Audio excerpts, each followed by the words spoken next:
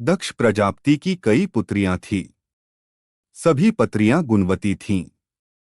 फिर भी दक्ष के मन में संतोष नहीं था।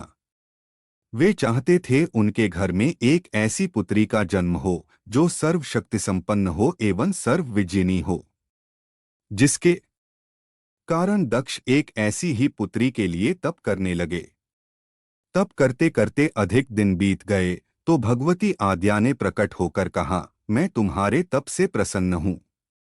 तुम किस कारण वश तप कर रहे हो? दक्ष ने तप करने का कारण बताए तो मां बोली, मैं स्वयं पुत्री रूप में तुम्हारे यहाँ जन्म धारण करूंगी। मेरा नाम होगा सती। मैं सती के रूप में जन्म लेकर अपनी लीलाओं का विस्तार करूंगी। फलत भगवती आद्या ने सती रूप में दक्ष के यहाँ जन्म लिया। सती दक्ष की सभी पुत्रियों में सबसे अलौकिक थीं। सती ने बाल्य अवस्था में ही कई ऐसे अलौकिक आश्चर्यचलित करने वाले कार्य कर दिखाए थे, जिन्हें देखकर स्वयं दक्ष को भी विस्मयता होती रहती थी। जब सती विवाह योग्य हो गई तो दक्ष को उनके लिए वर की चिंता होने लगी। उन्होंने ब्रह्मा जी से इस विषय में परामर्श किया। ब्रह्मा जी ने कहा, सती आद्या का अवतार हैं। आद्या आदि शक्ति और शिव आदि पुरुष हैं। आथ सती के विवाह के लिए शिव ही योग्य और उचित वर हैं। दक्ष ने ब्रह्मा जी की बात मानकर सती का विवाह भगवान शिव के साथ कर दिया। सती कैलाश में जाकर भगवान शिव के साथ रहने लगीं। भगवान शिव के दक्ष के दामाद थे, किंतु एक ऐसी घटना घटित हो गई जिसके कारण दक्ष के हृदय में भगवान शिव के प्रति बैर और विरोध भाव पैदा हो गया। एक बार देवलोक में ब्रह्मा ने धर्म के निरूपण के लिए एक सभा का आयोजन किया था। सभी बड़े बड़े देवता सभा में एकत्र हो गए थे। भगवान शिव भी इस सभा में बैठे थे। सभा मंडल में दक्ष का आगमन हुआ। दक्ष के आगमन पर सभी देवता उठकर खड़े हो गए, पर भगवान शिव खड़े नहीं हुए। उन्होंने दक्ष को प्रणाम भी नहीं किया। फलतः दक्ष ने अपमान का अनुभव किया। केवल यही नहीं, उनके हृदय में भगवान शिव के प्रति ईर्ष्या की आग जल उठी। वे उनसे बदला लेने के लिए समय और अवसर की प्रतीक्षा करने लगे। एक बार सती और शिव कैलाश पर्वत पर बैठे हुए परस्पर वार्तालाप कर रहे थे। उसी समय आकाश मार्ग से कई विमान कनखल की ओर जाते हुए दिखाई पड़े। सती ने उन विमानों को दिखकर भगवान शिव से पूछा, प्रभो, ये सभी विमान किसके हैं और कहाँ जा रहे हैं? भगवान शकंद्र ने उत्तर दिया, आपके पिता ने बहुत बड़े यज्ञ का आयोजन किया है। समस्त देवता और देवांगनाएं इन विमानों में बैठकर उसी यज्ञ में सम्मिलित होने के लिए जा रहे हैं। इस पर सती ने दूसरा प्रश्न किया, क्या मेरे पिता ने आपको यज्ञ में सम्मिलित होने के लिए नहीं बुलाया? भगवान शंकर ने उत्तर दिया, आपके पिता मुझसे बैर रखते हैं, फिर वे मुझे क्यों बुलाने लगे? सती मन ही मन सोचने लगी, फिर बोली, यज्ञ के इस अवसर पर अवश्य मेरी सभी बहनें आएंगी। उनसे मिले हुए बहुत दिन हो गए। यदि आपकी अनुमति हो तो मैं भी अपने पिता के घर जाना चाहती हूँ। यज्ञ में सम्मिलित हो लूंगी और बहनों से भी मिलने का सुअवसर मिलेगा। भगवान शिव ने उत्तर दिया, इस समय वहां जाना उचित नहीं होगा।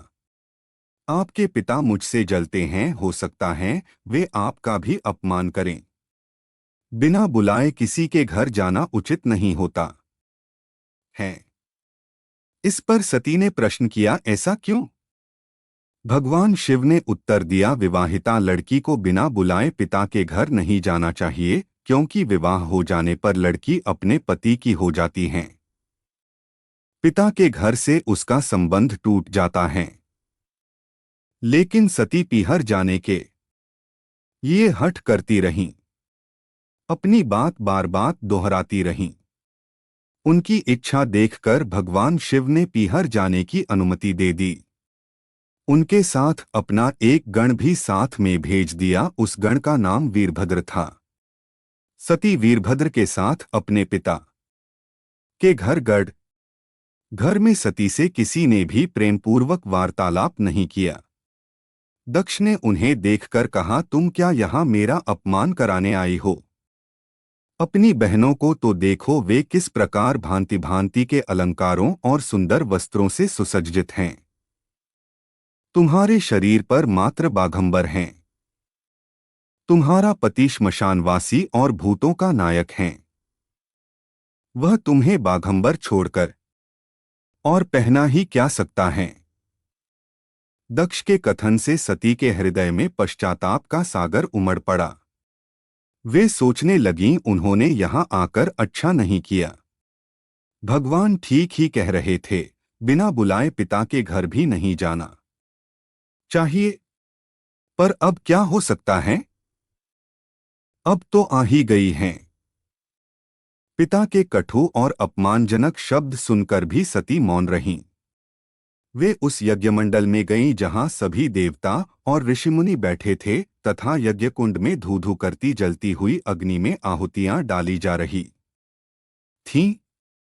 सती ने यज्ञमंडप में सभी देवताओं के तो भाग देखे, किंतु भगवान शिव का भाग नहीं देखा।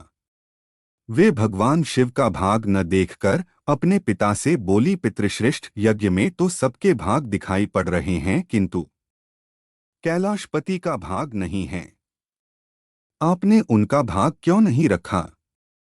दक्ष ने गर्व से उत्तर दिया, मैं तुम्हारे पति शिव को देवता नहीं समझता। वह तो भूतों का स्वामी, नग्न रहने वाला और हड्डियों की माला धारण करने वाला है। वह देवताओं की पंक्ति में बैठने योग्य नहीं है। उसे कौन भाग देगा? सती के नेत्र लाल हो उठे। उनकी भौहें कुटिल हो गईं। उनका मुखमंडल प्रलय के सूर्य की भांति तेजोद्दीप्त हो उठा। उन्होंने पीड़ा से तिलमिलाते हुए कहा, ओह, मैं इन शब्दों को कैसे सुन रही हूं, मुझे धिक्कार हैं। देवताओं, तुम्हें भी धिक्कार हैं। तुम भी उन कैलाशपति के लिए इन शब्दों को कैसे सुन रहे हो जो मंगल के प्रतीक हैं और जो क्षण मात्र में संपूर्ण सृष्टि को नष्ट करने की शक्ति रखते हैं। वे मेरे स्वामी हैं। नारी के लिए उसका पति ही स्वर्ग होता है। जो नारी अपने पति के लिए अपमानजनक शब्दों को सुनती हैं, उसे नरक में जाना पड़ता है। पृथ्वी सुनो, आकाश सुनो और देवताओं, तुम भी सुनो, मेरे पिता ने मेरे स्वामी का अपमान किया है। मैं अब एक क्षण भी जीवित रहना नहीं चाहती। सती अपने कथन को समाप्त करती हुई यज्ञ के कुंड में कूद पड़ी। जलती हुई आहुतियों के साथ उनका शरीर भी जलने लगा। यज्ञमंडप में खलबली पैदा हो गई। हाहाकार मच गया। देवता उठकर खड़े हो गए। वीरभद्र क्रोध से कांप उठे। वे उछलुछकर यज्ञ का विध्वंस करने लगे। यज्ञमंडप में भगदड़ मच गई। देवता और ऋषिमुनि भाग खड़े हुए। वीरभद्र ने देखते ही देखते दक्ष का मस्तक काटकर फेंक दिया। समाचार भगवान शिव के कानों में भी पड़ा।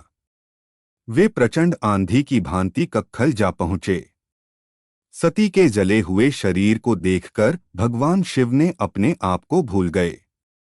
सती के प्रेम और उनकी भक्ति ने शंकर के मन को व्याकुल कर दिया। उन शंकर के मन को व्याकुल कर दिया जिन्होंने काम पर भी विजय प्राप्त की थी और जो सारी सृष्टि को नष्ट करने की क्षमता रखते थे। वे सती के प्रेम में खो गए, बेसुध हो गए। वर्टिकल बार भगवान शिव ने उन्मत्त की भांति सती के जले हुए शरीर को कंधे पर रख लिया। वे सभी दिशाओं में भ्रमण करने लगे।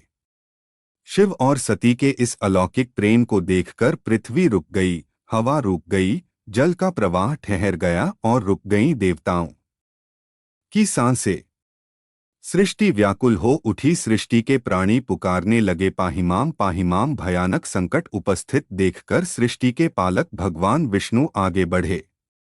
वे भगवान शिव की बेसुधी में अपने चक्र से सती के एक एक अंग को डोट काट काट कर गिराने लगे। धरती पर 51 स्थानों में सती के अंग कट कर गिरे। जब सती के सारे अंग कटकर गिर गए तो भगवान शिव पुनः अपने आप में आए। जब वे अपने आप में आए तो पुनः सृष्टि के सारे कार्य चलने लगे। धरती पर जिन 51 स्थानों में सती के अंग कट कर गिरे थे, वे ही स्थान आज शक्ति के पीठ स्थान माने जाते हैं। आज भी उन स्थानों में सती का पूजन होता है, उपासना होती है।